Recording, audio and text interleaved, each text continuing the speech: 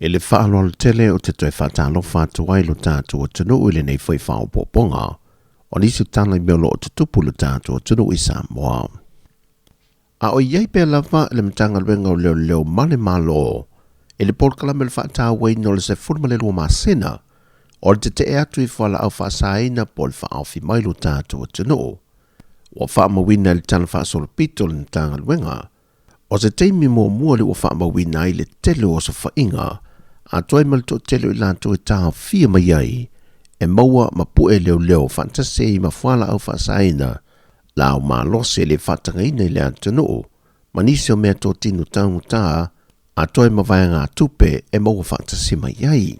I le vai o sa newa whaalau i loa e le fionga i le sui komsena mtanga renga o leo, le i antau sa amuelu afa masanga, e tō tolu se fuma le fitu le isi wha o poponga le wa pue leo, mai isia no sa whainga e walu. Morsi le fia o le update ia mako o sa whainga leo e ala i whalau whasainga. Mai le asa sulu ia ngwali, kau sangar ngai se pa ia le asa rusu fiko ia ngwali lua afe, lua ongol kau sangar ngai. E walu ia o sa whainga sa whakingo ai. Mai le vale le asa sulu ia ngwali kau sangar ngai, angai le asa rusu fiko ia ngwali kau sangar ngai. E ko rusu fiku la ko nga moli ai. Ko fiku la ko nga moli mai os fa inga ye ban. E ko rusu kasi ali ya e ongo ka mai ka. Ko rusu kasi ali ya e ongo ka mai ka. E o le sufi ka usanga le la kiki le var sufi ka usanga lima su ka usanga makua. O ila ko sa moli ai. Ma o me sa ma wale ko si sila yai o se vai ngo fala o fasai nga yai maluang le aisa e o pai pai ulai maluang ia me se fo ia le o penga penga ko si sila yai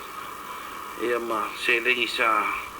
sis mer ke mo ros fa inga leo ngo fanga sa fa kingo yo fa inga ia e val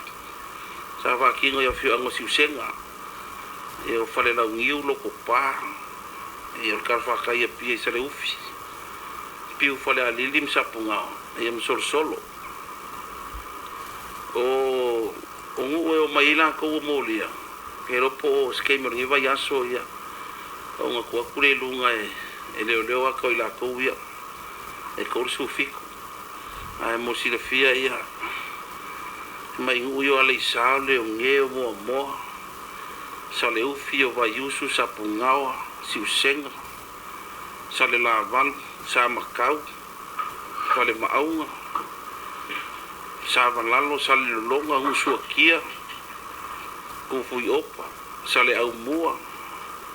sa maka al mangoko kau kuka loko pa ko ngai mako kufu lele le au wa piu fale alili poukas sa le moa fale asi solo imsafuk kai au por fai un vai aso ia kwa kai la ko ia sa molia rates mulia ai le se aku isim ka upu ia o no molia o mai la ko o le asoiva ma le aso se fulmole o no le masi no february o le avala a wemata au po la toni lumol fam sinonga i modia nga le sort inga i fala au fa sai no le aisa mai o se vaenga fo ina fai loa le antawa e mo modia pe lavalo na nganga fia fa fitai tele atu e mamalo le tunu o mafio anga po le nga li ma fai puli i lo lato fe so swani le nga luenga sa ilian tanga luenga leo o lo ma fai on fa fai ngo fie le reportina mai tonu o no fanga mai lato o lo fata wina le aisa e tonu le tunu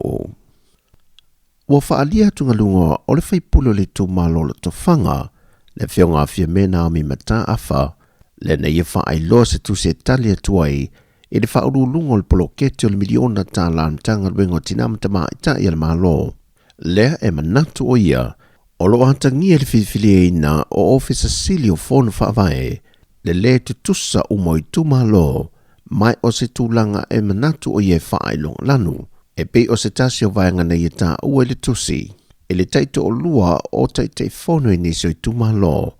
o le taitei a ma le taitei pi, ma o tu malo i au le vaenga whaupawhai le JPP ma le SUP. A o tu malo ma le vaenga whaupawhai a le whaatuatua le tuasa mo o tase e na o le taito tasi ala tu teitei fono. Lo whadi foi le tusi le tua lalo ale fionga fia me i le mtanga luenga o se mta aupu e ono toe sila i eri ka peneta. Peitai o le whailo inga lau tu stala mal teitai o le atu nuu i le waya soa tua nai.